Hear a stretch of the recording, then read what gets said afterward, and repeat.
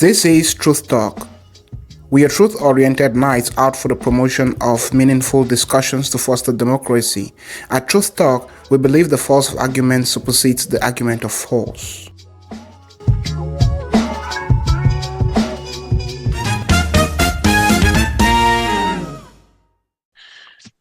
Hello, ladies and gentlemen, fellow viewers, fellow listeners, wherever you're listening from.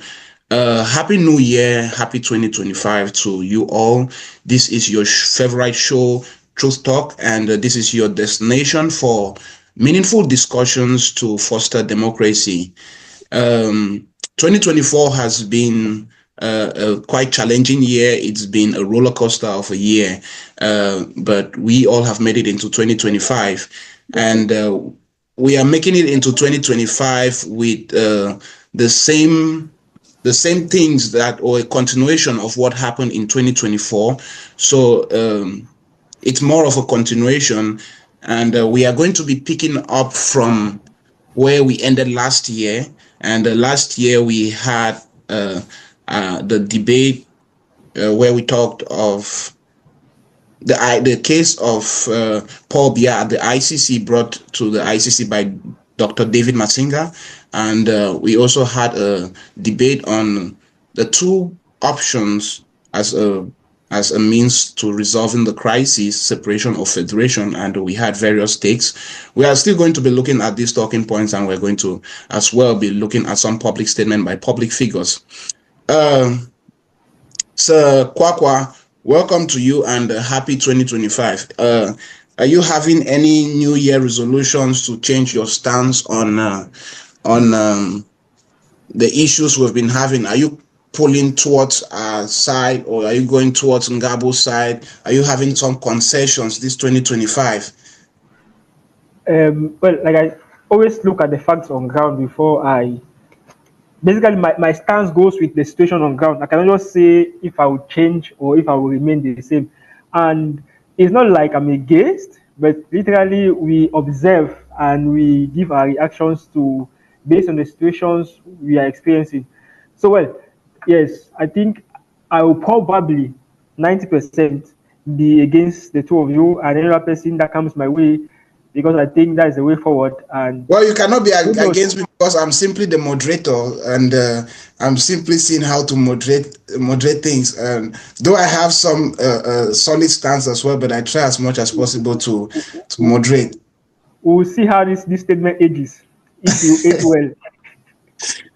Sangabo, are you still having a very hard stance on your takes as at concerning our debates, concerning Paul Biya at the ICC, concerning our previous debate on separation and federation? Are you leaning towards Kwakwa after having a deep reflection of 2024, and then you think that, oh no, you have been wrong, 2025 we're taking a different stance? What's up for 2025? Any New Year resolutions? Happy New Year to you, Mr. Victor. Happy New Year to the viewers, and welcome to the 2025 episode of the Truth Talk. I am Mr. Ngarbo.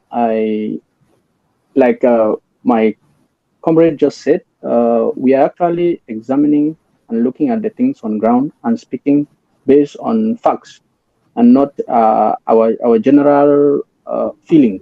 Because if it was a feeling, we would just say we don't like war. But there is war. So it's not a feeling. It is about what is happening and what can we do in order to actually get to where we want to be.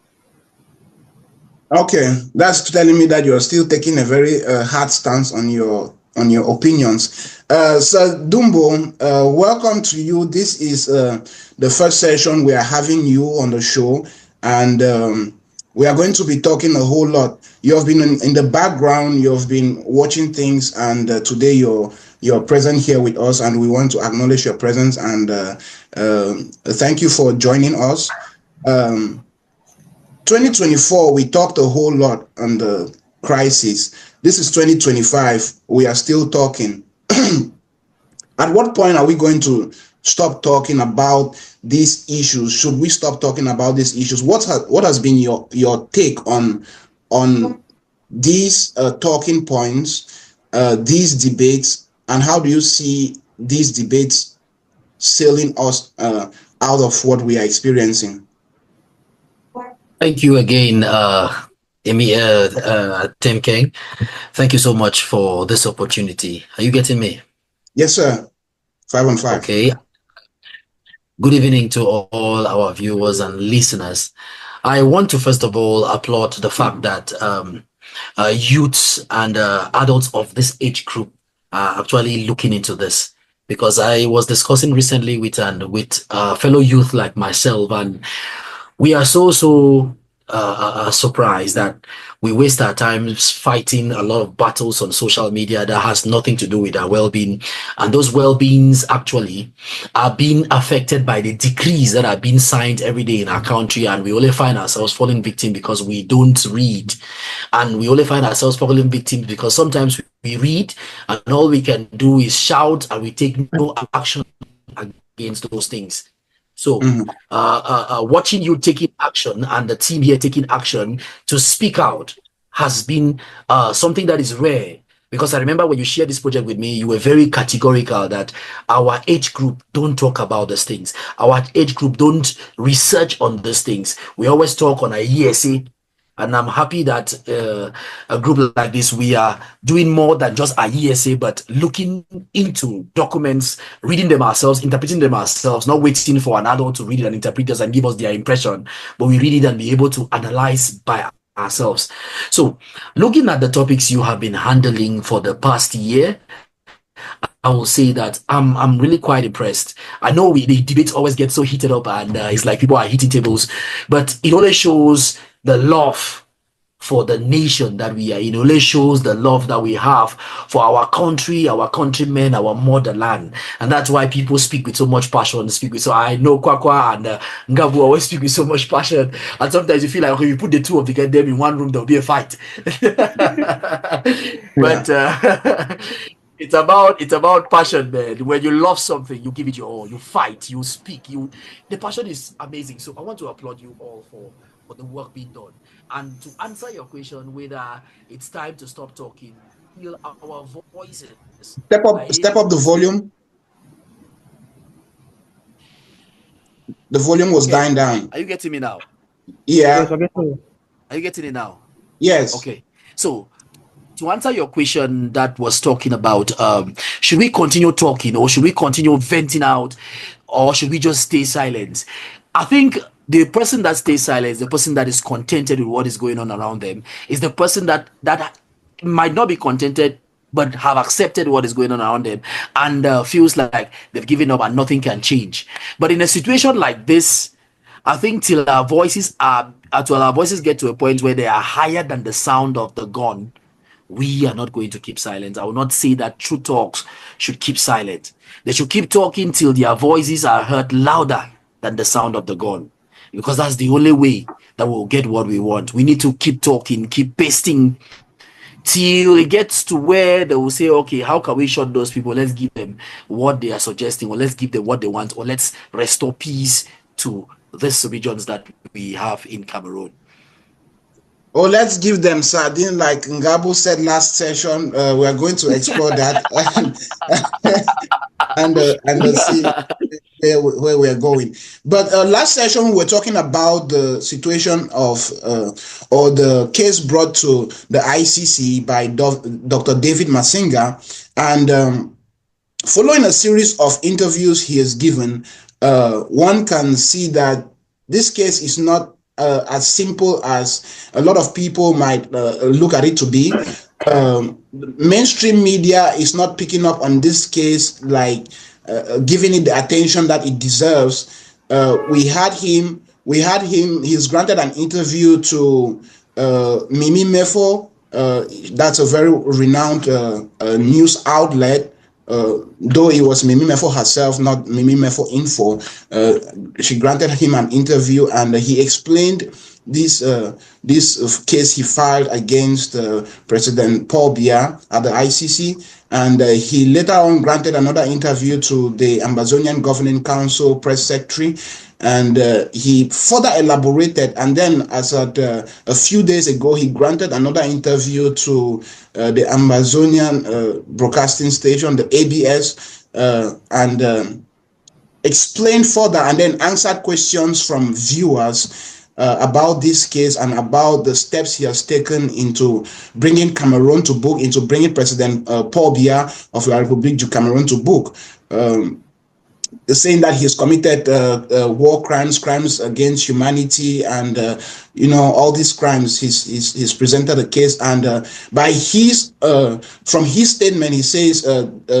investigators are already on the ground investigating the case brought to the ICC, and then we might eventually see President Paul Biya being called to the ICC to answer questions, call his lawyers to answer questions. It was Kwakwa's very firm stance that this case would go nowhere, and it's practically a no event. But Sir Kwakwa, after having maybe watched the videos, listened to these interviews, the recent interview, is it still your very hard stance that this case will probably go nowhere? Yes, it is. It is still my stance, not because the case has no merit, but because of the institution that is used. Normally, if you know already, the ICC is not something that covers every nation on earth. So there are signatories to the Rome Statute, and there are people who have ratified that treaty, and Cameroon has not ratified it. So to say, Cameroon does not fall under the jurisdiction of the ICC. I think you're getting something wrong. I think you're getting something wrong. And David Masinga actually. Let me come. David Masinga, right? Yeah. The only way Cameroon can have a serious case at the ICC is if it is referred to the ICC by the UN. So you can complain to them all you want, but they cannot take Cameroon or the president of Cameroon to court because he has not ratified that treaty. I think you're getting something very wrong again, and I think I said it last session. The ICC does not prosecute only signatories to the Roman Statute. The ICC has a jurisdiction to prosecute any leader across the world. That's why Israel, who is not a member of the ICC, President, or rather Prime Minister Netanyahu, Benjamin Netanyahu, has been, an arrest warrant has been issued by the ICC for his arrest. And the UK says that if Benjamin Netanyahu should step his foot in the UK, he's going to be arrested because the UK is part of the ICC. Canada has said that if Netanyahu should step his foot in Canada, he's going to be arrested because Canada is part of the ICC. So when the ICC issues an arrest warrant, it's not issuing an arrest warrant just to signatories of the Roman Statute, it's issuing an arrest warrant to anybody. And if this person should come in contact with a signatory, the signatory has a responsibility to arrest that person and bring them to the court. That's true. What you're saying is true, right? If it happens that they issue an arrest warrant on the president of Cameroon and he goes to a country that is a signatory, there you can execute that right of arresting him. But can you come to Cameroon and arrest him? That's the question. He can decide never to leave Cameroon, nothing will happen, right? So that's a limitation to that particular story. It's not like Paul Biya needs to go to France all the time. Or like he said in one of the videos, Paul Biya cannot go to England, right? But Paul Biya will go to France and come back and nothing will happen. So it's all, like I said, we're moving in a kind of a vicious cycle where we need to look at something that is feasible, something that can be done. And the only way it can be done is if the UN comes in and refers it to the ICC as something that they can prosecute the president of Cameroon or whoever is involved in the genocide, in the crimes against humanity and all that kind of stuff. Well, I think it starts from somewhere, and if the ICC should go ahead and take this move, maybe we can see the ICJ come as well and pick up from there, because the ICC prosecutes based on investigations and based on facts. After the investigation, they view the facts and then they prosecute. So if they have already done an investigation and the ICC is recognized by the United Nations to some extent, the investigations will not have to be done a second time. They are just going to take from these investigations and then go further. Or maybe the ICJ can tap into some of these investigations and just move a case further. Sangabu, after having watched the interview and the discussions, what's your take? Are you still I mean, very much in favor of what you said last time, as in it's a very important case and a case which can go further. Yeah, I really still think that it's an important case. Why? Number one, you have just referenced a few cases like the one that happened for Benjamin Netanyahu. There is nobody that can live like an island. People always want to go somewhere.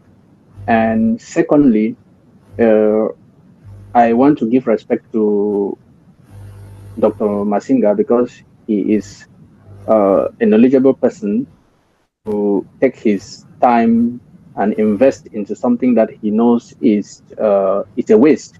He is doing something that he knows it's important. He is a law person. He understands all these things more than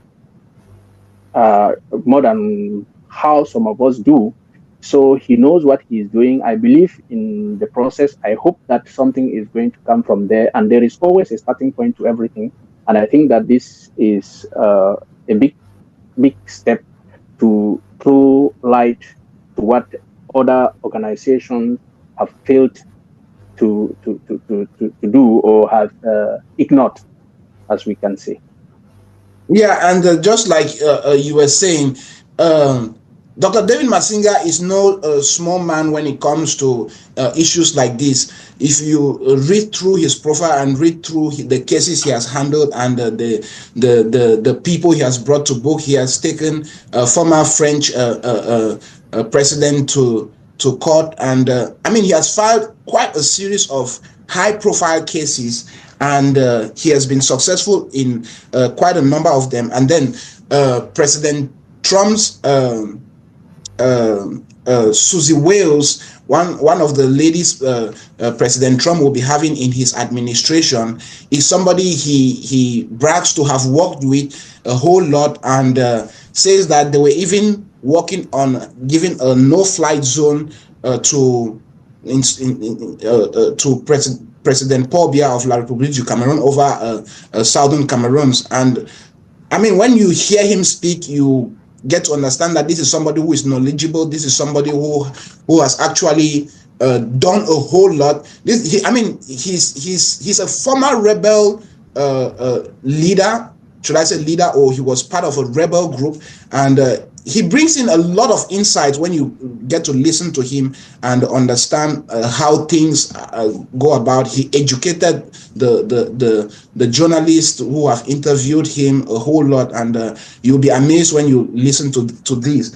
And to hear Sir Kwakwa say that this case will most probably go nowhere is still not very clear to me. So Dumbo, you might not have listened to the interviews and read in details these cases, but in general, it's always been the situation that people do not regard the ICC so much, and think that the ICC is just there as a predator to African countries, preying on them, and maybe Africans should be left to handle their cases and all that. But in a case like this in Southern Cameroons, and we see tens of thousands of people haven't been slaughtered,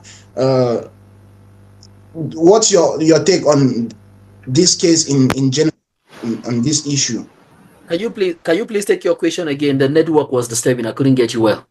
Okay, I was saying that I mean, you might not have listened in detail the interviews. You might not have gone through the interviews granted by Dr. David Masinga, and explaining the case he has brought forth to the ICC against President Paul Biya and the state of Cameroon. But what's your take regarding the ICC and its prosecution of, say, African leaders? And some people just think that the ICC is just a predator to African countries being its prey. But when we look at the horrendous crimes being committed, the mass slaughter of people in Southern Cameroons, don't you think that it's just right for the ICC to step in and do something about it, like Dr. David Masinga is bringing to the ICC? And do you think that this case could go anywhere? I mean, if you have any historical references as well, Let's hear it. Thank you once again. I feel like I think I've heard a lot of people talk about the they have that grudge against the International Criminal Court, claiming that it is always persecuting and punishing only African leaders.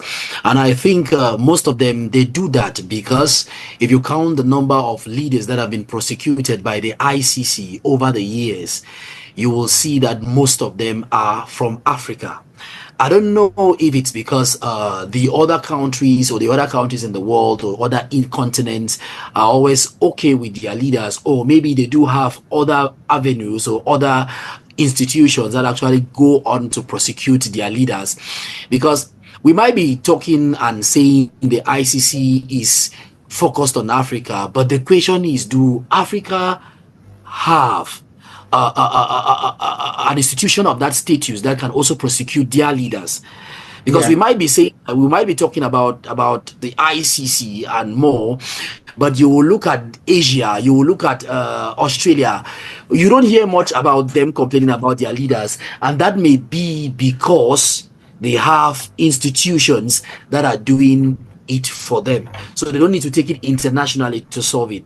In a case like this that we have here, I don't know. I don't know if there is an institution in Africa that prosecutes African leaders who are for crimes against humanity or for embezzlement. But if there isn't none, then I don't see any problem sending the case to the ICC. But if you look at what Kwakwa Ongabo is trying to say, Kwakwa is trying to say is that the case will go nowhere.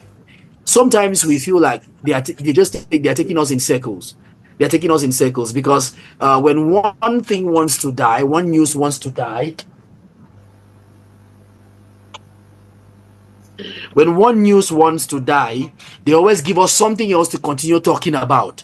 They always give us something else to keep talking about. They always give us something else to keep focusing on. But none of those issues or none of those breaking news always ends up with a result. They just give us daily things to be talking about. So I look at it from Kwakwa's standpoint, knowing that attention goes where energy flows. It's like they are tapping off our energy by giving us something to always talk about, but we don't have results. But looking at it from another perspective too, you can see that the fortitude and the boldness of Dr. David Masinga to take that case to the court is something to applaud. Even if he ends up not doing anything, is something to applaud because it's been going on for long. The crisis has been going on for long. I don't know. As I've read little on this, they say the good thing is, okay, when you take the case to the court, they actually take time to do their investigations. They don't just based on the allegations you've given. So they have people on ground doing their investigations. I don't know if Masinga is quite true that they are already on ground, because the article I read said they may send people in for investigations if the county has rectified the treaty or if the county allows it. I think that's what the article says. I don't know if he is certain that they have actually allowed it, because the beautiful thing about what they give us is they let you know that we can't do anything without your permission. We can't do anything without his permission. So I don't know if they are doing the investigation, but it is good. It is a clarion call, because with the crisis that has been going on for more than 8 years now, I don't think there is any African country that has spoken about it. I don't think there is the African Union that we know has rarely talked about the need to the ICC. Might not end up yielding the results that we want, because our aim is not to get somebody locked up, is not to get somebody killed. Our aim is for us to restore peace to these regions and to be able to progress as other countries and other regions or other towns or other cities in the world are progressing. So that's our aim. That's what we hope for. It's not about killing someone. And then we hope too that perpetrators of these things too are brought to book so that others can see and make sure that they don't do the same thing in the future. Because sometimes letting go a criminal is just creating 10 other criminals who will see that, saying that, okay, if you can let this one go, then let's do it and we can go scot-free. So I am saying that Dr. Masinga, the idea of sending the case to the ICC, and it's making news mostly on non-international media. It's good. It's a good start. I've realized that what the mainstream media is always ignoring is something that might end up blowing up someday. Yes. And sometimes they are doing it too for their own safety and their own security, which is quite important. But as I go, I will still go back to Ngambu. I will still go back to, is it Ngambu that is advocating that the case will go somewhere? I think Kwakwa is saying that it will not go anywhere. Yeah. I will still say that there is a positive side to this, and I will still plead that we should understand. And I like the way you're talking about the ICC, and you've actually read widely about how they operate. They will have to send investigators, and even if they send the investigators, they might still end up saying that, okay, the allegations are false. They might still end up issuing warrants of arrest. But in most cases, as we have seen, when a warrant of arrest is issued against a head of state or a high profile individual, they don't have that power to come into the country and pick them up. They always just wait for an opportunity to pick them up. If you look at our pal Vladimir Putin of Russia, I think his warrant of arrest is on. It has been on for a while now. Yeah, so but the past smart, he never going outside. Exactly. Going out of the country. Exactly. I mean, why does he need to leave the comfort of his beautiful country? That's a smart one as well. And like you said, the hope is that these cases yield fruit and fruit for the people, because it's all about the people. I think the fight we are all fighting is for the people and for better lives, for prosperity. But David Masinga is a very smart legal mind to have not just taken the case to the ICC, but he has also filed a case in the European Union Court of Human Rights, and this is him taking a move and taking other moves, so much such that if the ICC case doesn't go through, this other case should go through. And if Mr. Karim Khan, who is the chief prosecutor at the ICC, does not actually do his investigations and come up with the results that is needed, then he can sue Mr. Karim Khan at the European Union Court for not respecting the Roman statute by prosecuting this case. And that's him having taken several moves. He's also taken a move at the Commonwealth, filed a case saying that Cameroon should be knocked off the Commonwealth. He sent quite some information to Patricia Scotland, and we hope that it yields fruit. And according to from his interview, we understand that the reason why he's making these big moves right now as well is because we have President Donald J. Trump of the United States coming back to power. We know what President Donald J. Trump started concerning the case in Southern Cameroons. He terminated AGOA, which was a very significant trade deal for Cameroon. It was a very, very important trade deal for Cameroon. And he also had a military sanction on Cameroon, pulling back some of the U.S. forces and the support to the country. And these were significant moves. And according to Dr. David Masinga, he was working with Susie Wales, and they were about to issue a no-flight zone to President Paul Biya in that region of Southern Cameroons. And his hope is that with the coming of President Paul Biya and Susie Wales in the administration, and people like Marco Rubio, who has been advocating for the people of Southern Cameroons as the Secretary of State, they are going to make some significant moves in this area. Sangabu, what do you think?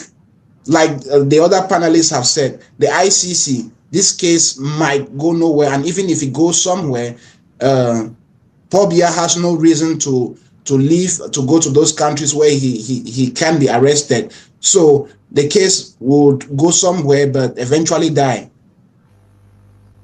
I don't think so. Why? Because because of our failure of the government to develop the health sector, to develop the road network, to develop countless things that I cannot list them because there will not be time for that. They always want to seek health assistance out of Cameroon, and his age, his conditions. He cannot stay for 1, 2, 3 months without needing to go somewhere. It means he has to be selective in the countries and so on. So there will always be a way to Are you put this saying that thing his age does to not work. permit him to does not permit him to rule Cameroon for the next 8 years? This is election year.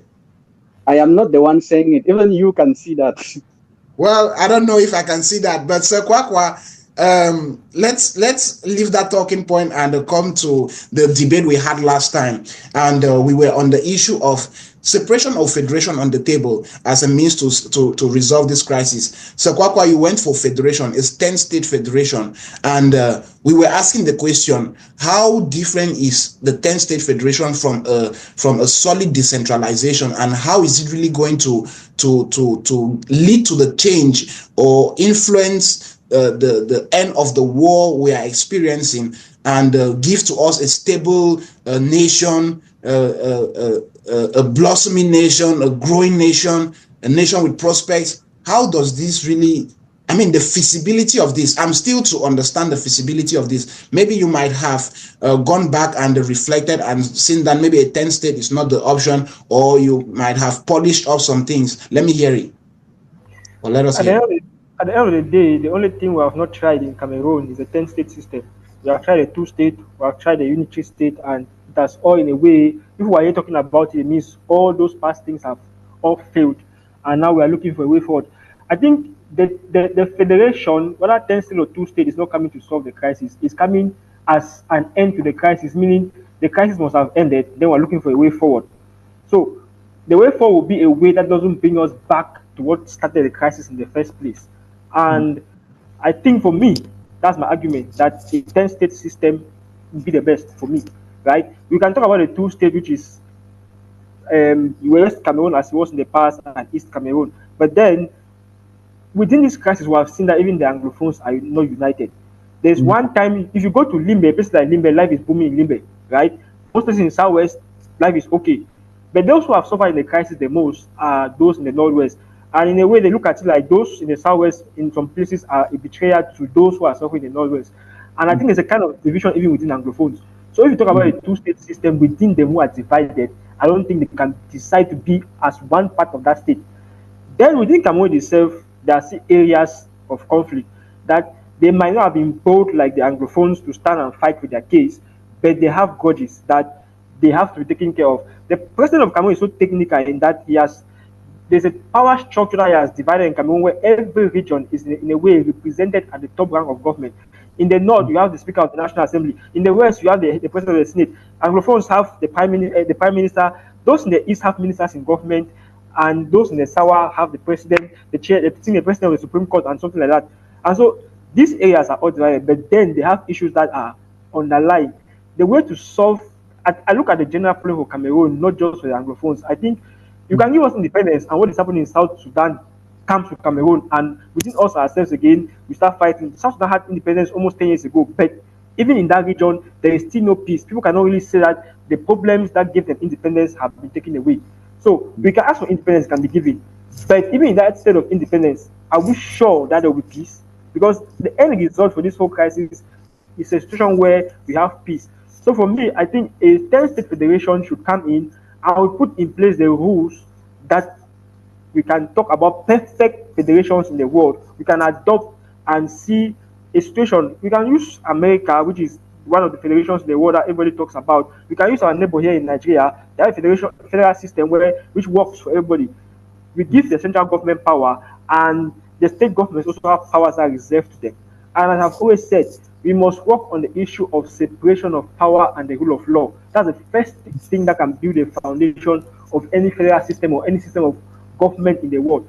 if we have the rule of law, we have separations of power, and we have constitutionalism, then we can now talk of either we're going for 2 states or 10 states. But I think we need to work on this aspect of separation of power, rule of law, and constitutionalism, making sure that they are all effectively applied and implemented. I think that would be the problem, making sure that it's effectively applied. But Sangabu, Sir Kwakwa brought up a very important point there. You can give them independence, but within themselves, are they going to manage it quite all right? Wouldn't there spring up another conflict within them and further just make that place into a very hot area concerning conflict, a very hot conflict area? And 10 state federation like he is proposing, that's away from this other question. The 10 state federation, the argument with the 10 state federation is that people came into a union as 2 states. As 2 states, now you go and further divide one of the states into 2 and then divide the other state into 8. Meaning that, if we did maths, right? Let's do the mathematical calculation, right? 2 loaves of bread, right, are given to 2 individuals. That, okay, you have this bread and this bread. 2 loaves of equal sizes of bread. 2 loaves of bread are given to 2 individuals. And then there's a means of dividing these individuals into subhuman beings. And then one of the individual is separated into 2. And then another individual is separated into 8. And then this same 2 loaves of bread is supposed to be divided equally to these individuals. Meaning that at the end of the day, the people who came in, who were separated into just 2, are benefiting less than the people who were separated into 8, because you put together their own loaves of bread, and then it's the majority. But you came into the union as equal partners, equal parties, having half of the national cake, and that's the argument. So 10 state federation, I think that's what a lot of people think is happening when you call for a 10 state federation, away from the other question, which says that would we stay in peace if given separation? I will start by answering the fact that 10 state federation is not going to work because it is not going to change the current structure. I can use the rest of our time to try to talk about this, because there will always be a strategy in place by the government who understands the terrain very well and have put in place their agenda or their structure everywhere that they master. If this is brought forward, they would always use it to not change anything. And then the second thing is, I will answer the fact that he says Anglophones against Anglophones and so on. This I cannot totally accept, because only polls can show that where the majority falls. Because I know there have been a few people who stand up to say, no, the Northwesterners are doing this, the Southwesterners are doing this, but the leader of this struggle was a Southwesterner. And another leader who now has been arrested is a Northwesterner. So it doesn't look like it's falling on one part more than the other, even though one part is a bit affected more than the other, as far as we can see. But when you are looking, if you want to do polls, we would see that majority of the Anglophone might tend to fall on a particular direction. I don't want to go to that, only polls can tell. And then the other thing that I can think about, that if they have to go forward to do a federation, it should be a special status federation, where I would propose 1, Anglophones, Northwesterners should be put as 1 state, and Southwesterners should be put as 1 state, since they claim that they have a special status. And then the East Cameroon should be put as 1 state. So it will be a 3-state federation. That one, I think, can do the magic.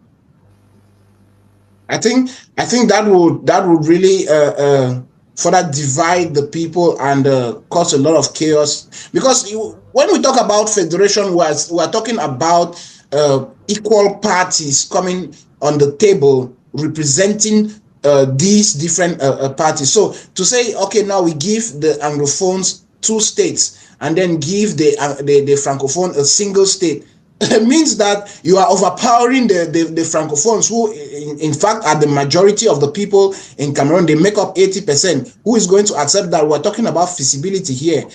Sir Dumbo, your take on both, and maybe your own personal take.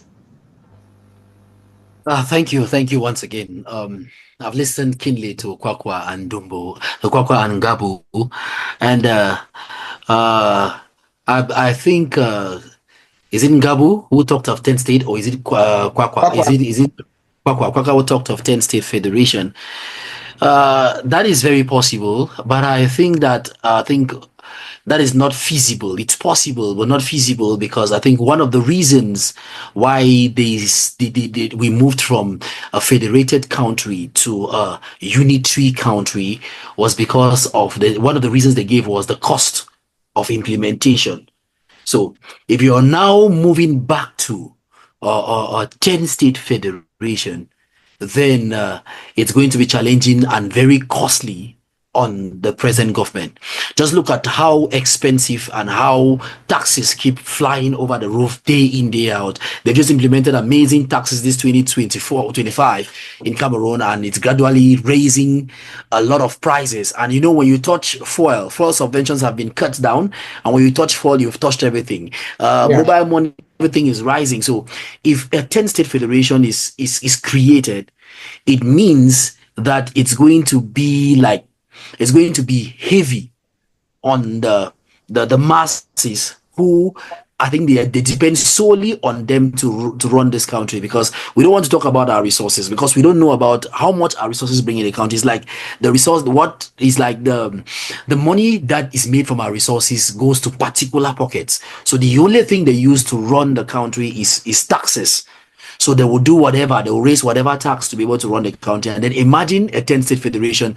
And 10-state federation means we have local governments everywhere. And local governments is more money that is needed to run the country. How would that work? I'm also looking at what one of them also said about South Sudan. It's quite true. It's quite true that it might not be the solution. It might not be the solution, because fighting is still going on, as he said.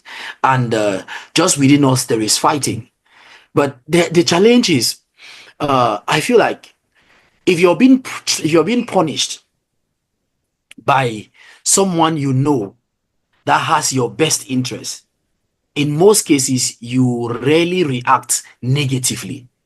That's why when a teacher that teaches well is punishing children, no matter how the bully is, they always just succumb. But imagine that teacher that is not teaching well, trying to punish a student. You know what usually results? It's either fighting or something else erupts. And if a teacher that is actually doing their job actually wants to punish a bully, and the bully tries to resist, most times it's the other students fall on that bully. But the one that isn't, they will stay and they are clapping. So sometimes we need to also, these are just imaginative thoughts that I have, that sometimes being treated badly by people you know that have your best interest, or by your own people, you'll be able to contain it a little more than being treated by people you know don't have your own interest. Yeah. And also, reality has shown that if they leave us to ourselves, we will kill our own selves by ourselves. Okay. If you look at the challenges that are going on, I think most of us at the beginning of this crisis, most of us we're just glad, we're just happy that there will be a change instantaneously. We don't know about that. It takes time for change. If you want instantaneous change, you must destroy a lot of things, and maybe in the long run, the change you're looking for might not be sustainable. So, if you look at the eruption of crime, the eruption of killings that are going on in the region, most times it's not about the two parties that are fighting. It's just between my neighbor and myself. just between my neighbor and myself.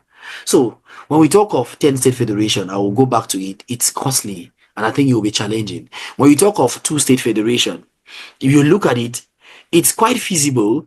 But remember that it was changed because of one of the main reasons they gave was the difficulty in administering it. So do you think that they will love to go back to it? I think so. When we talk about the challenges in managing the 2-state federation, I know it was all a sham. It was all made up to rather subjugate the people of Southern Cameroons. The people of Southern Cameroons were more economically viable than some other countries in Africa which had independence. Talk of, say, Equatorial Guinea, talk of other African countries. The economy of Southern Cameroons was actually booming. And when President Ahidjo took power and was administering the entire country, the economy of Southern Cameroons was good. We had companies running. We had electricity down there at Yoke. We had the tire manufacturing industry. We had airports here and there. And then you're talking about the economic feasibility. We had the CDC already generating a whole lot of money. I think the issue is not about how much we have to run this nation. We have enough. We have more than enough to run this country. We have the resources. When you have the resources, you have the money. We need good deal makers to make the deals, to get the money flowing, pumping, and I mean we have everything, but we have embezzlers. That's the biggest resource we have. Embezzlers. Eating the money of the people, not wanting administrative bottlenecks. They don't want the money to go down. Let people have bread and people will be fine. But that's what has led to the crisis we are experiencing today. But let's quickly, just 1 minute to round up with your point, and then I'll give my point, and then we'll just quickly look at this public statement and try to finish this as soon as possible.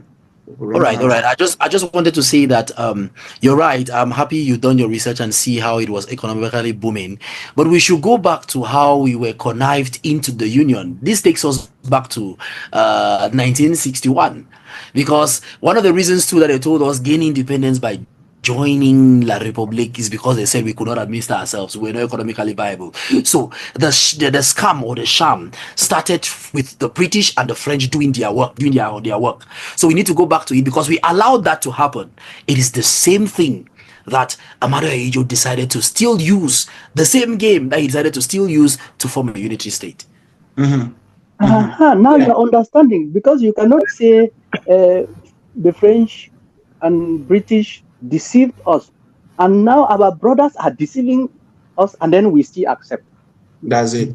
And of which we are more knowledgeable as now we are more knowledgeable. Now we are working with our brothers, the French people. They are our brothers. Then they should be deceiving us. We cannot accept. I still go back to the statement where Paul Biya said we tried to assimilate them and it did not work. Yeah. So we will not go back to that. Let me give you. Let me ask a question, please, before you go. Yes, sir. Yes, please. We at the time when we were opting to join La République, the statement that was made by most politicians who are advocating for that was that let's go back to our brothers. Now, when you talk about Igbophobia, there was something like Igbophobia where the Igbo people and the Nigerians were maltreating the Anglophones of West Cameroon. Like they're torturing them. You go to the market, you pick an item and you price and you don't buy, they beat you up. Now, it was like, okay, let's go back to our brothers who we were one under the Germans. Those guys are our brothers. And we turned to them, rejecting those from Nigeria, thinking that they were molesters and they were torturing us. And we turned to our brothers and say, okay, brothers, let's be one like we were under the Germans. And fast forward, now we're talking 60 years after, and this is where we are. And we're talking about marginalization, we're talking about oppression, we're talking about annexation, invasion, and all kind of what in the 21st century. Can you imagine that? What is to tell us that these very brothers, we ourselves, within ourselves, Anglophones, we call each other brothers. We used to say when they give you that independence that you're asking for, you will actually be brothers to each other. I think like Ngabu said, statistics has shown that Anglophones in a general sense are each other's keepers. You go around and you see it, it is very clear. You go down to the southwest, from the Northwest, the acceptability is there. You might have some few people refer to you as, all this name, is it Mojili or whatever, but generally speaking, they accept each other. They relate with each other. The language itself unites us so much such that when I speak in Pidgin, we just connect. We don't even want to know that, oh, you're from this, you're from that, and we are having this fight, and we're having this fight. You see the unity when it comes to several aspects they are talking about. If you, for example, look at the entertainment industry, you see how united they are, and they're trying to push for the entertainment industry. Is it the music? Is it the movies? Is it the comedy? You see how they are putting hands together. That's the culture. That's innate in us. You see, it's innate in us to work together in that manner. And I think that you have those few people saying that, oh no, we are going to fight. But I think that the majority of the people are going to accept each other. But let me present to you guys what I thought that can be a concession from my own stand. I've always been a hardliner on a separation, having the people of Southern Cameroons come out as their state, which was supposed to be as at 1961, and we were simply deceived, or we were simply, brought into this crazy union. But then I want to agree with Kwakwa that, okay, let's have a 10-state federation. But how are we going to manage this 10-state federation? We are going to break down the state, crumble the state, and rebuild it in this way. We give the capital state to the West. The people of the West, I think, have been marginalized a whole lot in La République du Cameroun, and their input in La République du Cameroun is massive.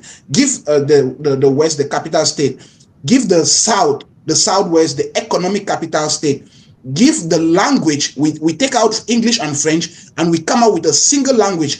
Give Lamso to be the national language, the language being spoken by the people of Nso. Give Lamso because it's well developed, and you see it in our society. It's broken boundaries. It's all over the place. Give Lamso to be the national language.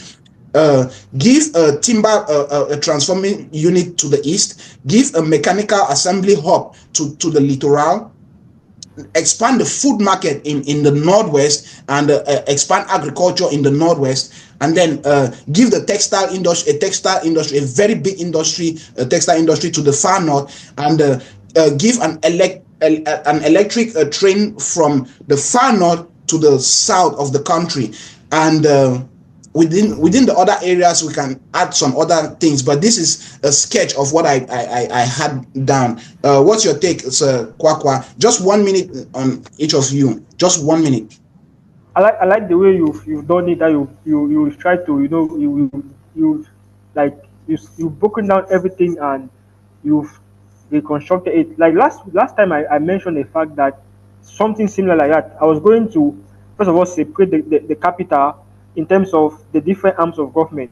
You put the legislature in one place, you put the judiciary in another place, and the executive in one place. I think the idea of breaking everything down and reconstructing is the only way that, for me, I think I'm agreeing with you that that's a way it can work.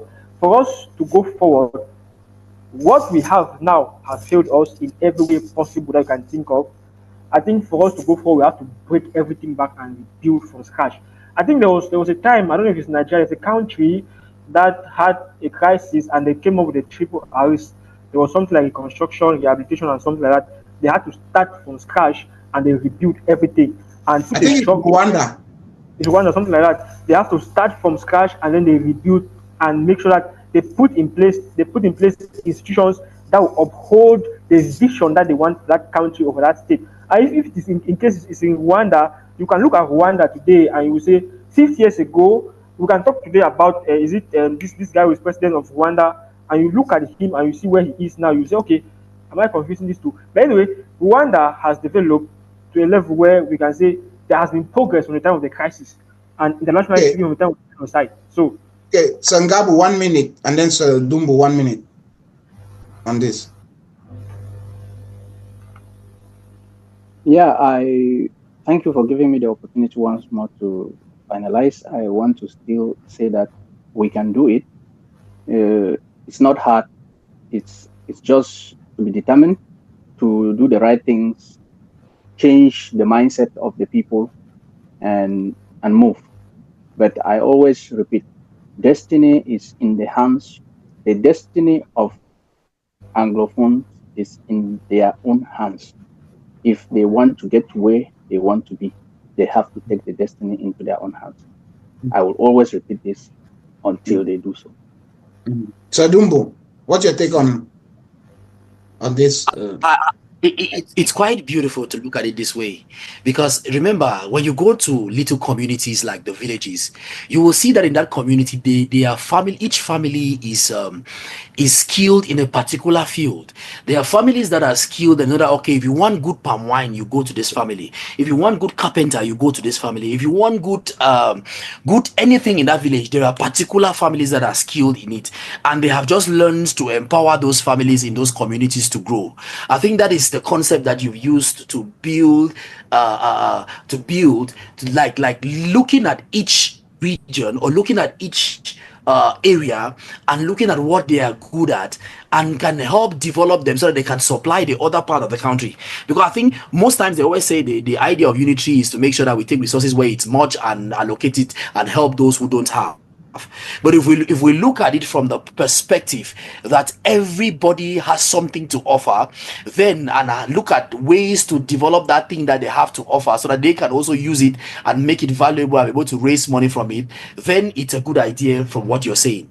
China is growing great like this is because of this ideology that the communist fathers put, and how they opened China, how China was opened, and every region was good at a particular thing. So they have decided to develop that particular thing and make it viable for everybody. So I applaud how you are thinking about the far north for textile, because cotton is amazing there.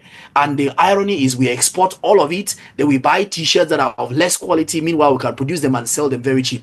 Then I applaud how you're looking at the capitals and everything to make sure that we are giving people what they are good at, and we are giving them the task to manage it and help and supply to the other parts of the country at a monetary value. Thank you. That's all I have to say. Yeah, but we talked about that. I've presented that, but based on feasibility, my personal take, do I see this being feasible? I don't see this being feasible, because I know that the administration would reject this. They will not want to have SAW as the national language. They will not want to have the capital in the West region. But that's what I presented. That and based on feasibility, it will not work. I still think that the people of Southern Cameroons can be better off on their own. They'll work out their differences and all that. But let's leave that at that. And we are almost out of time, or we are out of time. But let's quickly look at some public statements, and then maybe we'll have just a single statement from each and every one of us. And I'll just read to us three public statements, and we analyze and we call it quit.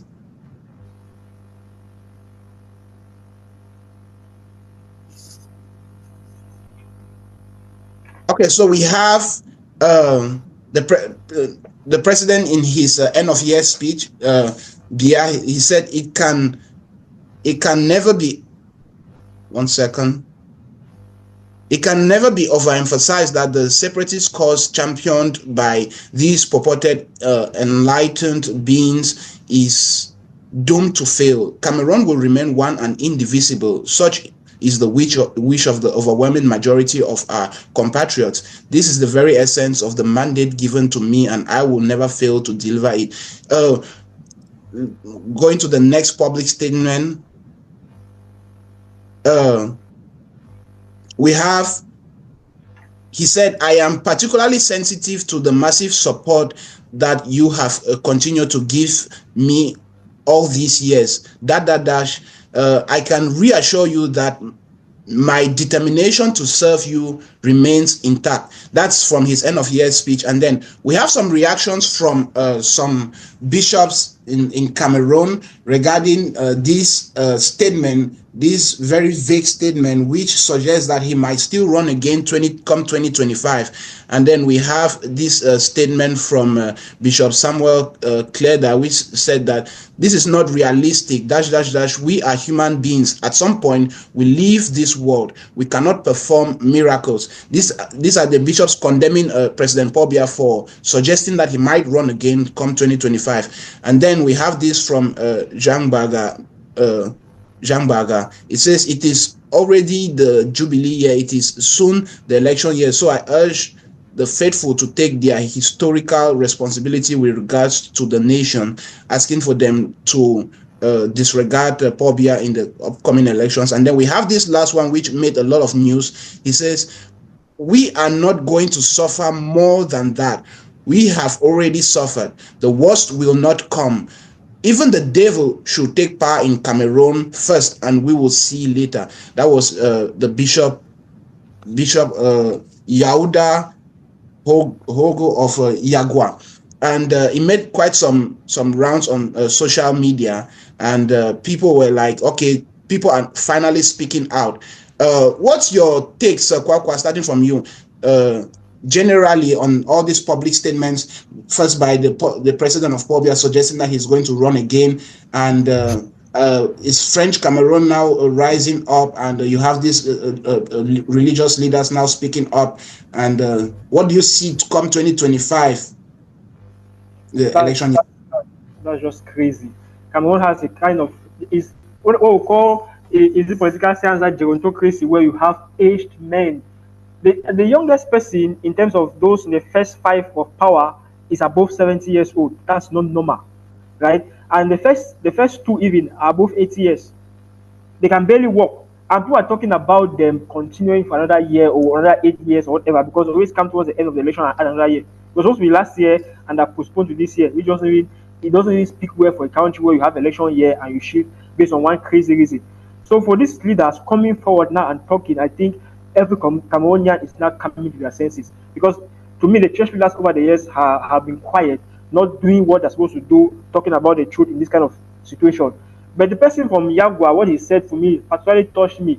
Even if the devil takes over power, we cannot see worse things than we have seen now.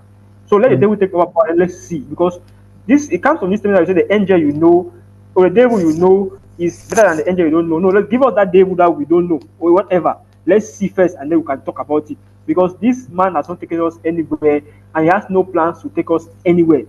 And I don't even ever spend my time to listen to his end of year speeches. What I've seen basically are just excerpts like you have done like this, people comment about it, because it's the same comments every year and we go in a vicious cycle. He makes the same statements in different words and we are still in the same spot, no movement, no advancement. So it's just crazy. Sangabo, he further made a statement that the insurgency or the rebellion in the northwest and southwest is just a little pocket of resistance and will be crushed, and the mandate the people have given him is what he's going to deliver on. It says a significant majority of the people want a unitary state. Now, when you talk of a significant majority of the people, you're saying that the Francophones want a unitary state. That's how I read it, because these are the majority of the people, and if you look at the majority of Southern Cameroonians, that's not what we want to stay in that union, if I should put it in that way. Sangabo, your take on that and all this? I think it's totally unreasonable to let one person decide for another, because if we are deciding on the fate of the Anglophones, they are the ones that are fighting. You cannot generalize to say the majority of the entire country says the country should be one and indivisible. You should be looking at what is happening. If you actually have the love for your country, if you have children and you have 7 of them and one person is actually complaining, you cannot sit as a father and say, but majority of the children are saying that I am doing fine. Why should I think about this, my son that is complaining every day? Does that really make sense as a father of the nation, the so-called father of the nation, let me say? Yeah.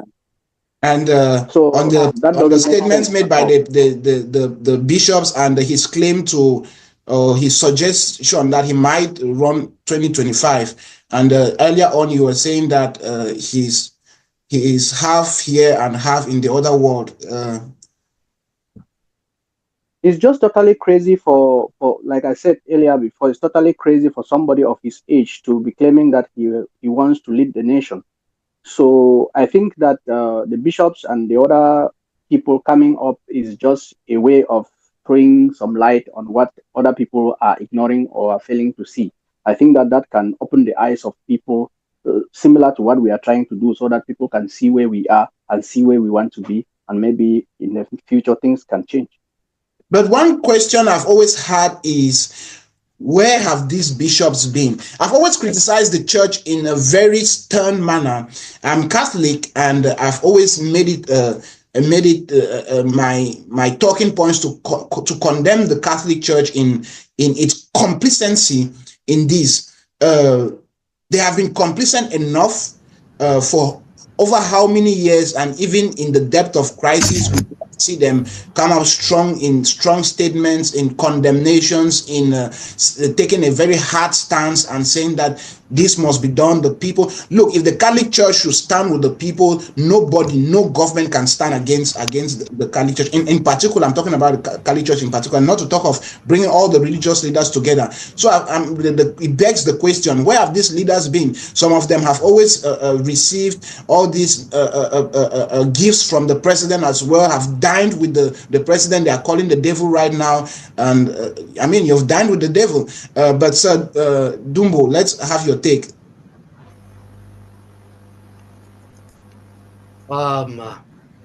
For me, I have a very different perspective about this. I feel like leadership, first of all, is not about age. It's not about age, definitely. But the idea is that you being at a position of leadership at a particular age, is it giving the result? Is it giving the result? Is the country moving forward? And if it is not moving forward, then maybe your age is a stumbling block. Why I say so is because we have been converted to believe that age is a factor. But when you look at the United Kingdom, you see that age is not a factor, because their leaders stay till they die, and they have a prime minister that rules, that is actually running things in the country. So my question is, you want to start, he's already moving towards, he has already told us in not direct words that, okay, I was still standing for the so-called elections. The question is, all this while you've been there, are things moving on? Look at economically, look at physically, look at infrastructural wise, look at road networks. Is it producing the result? If it is not, if you look at it very clear, you will see categorically that the results are not there. So our president has been there for 40 something years already, and nothing is changing. So it's not about age, because it shows that even when he was young and being there, things were not moving. So it is not now that he's old and weak that things will move. So it's not really about age, but let's look at it from a global perspective and see that, okay, if someone is somewhere as a leader, and things are, because if the results were being produced, we will not condemn the age. But it's because we are not getting the results, that's why we are condemning age. And I'm happy some of the clergy people are saying that it's better we try another devil. Yeah. These guys are smart with their words, man. These guys are so smart. No be lie. And I've based on democracy, I've always thought that age as well, it should not be an issue. But this has always been my take. No matter how good a leader is, if he's the best of leaders, if he's an angel, he should rule the country for some time and leave the stage. At what age he wants to rule the country, if he should rule the country, we have limited terms. You have 2 terms, rule the country, no matter how good you are, do your 2 terms and leave. He came in, he dissolved the terms of office, and what we have today, we have ancients of days running the country. But thank you, fellow panelists, for staying tuned and for being part of this session. We very much appreciate you, and we very much appreciate you, fellow viewers. we have come to the end of this session, this debate today, and we look forward to having more interesting debates, more challenging debates, and we want you to give to us your take on this. Comment, send us a private message, email us, give us some topics we should explore, commend our efforts, criticize us, and we will try to do better. And please follow us on Facebook at Truth TOK. Subscribe to our YouTube channel, Truth TOK. And that's where we are going to be having all our material, all our contents put out. And we look forward to developing this site, and we are calling for more participants to join in. We're calling for more youth to join this initiative, and let's build the society we want to live in. Thank you very much. Until next time, it's bye-bye.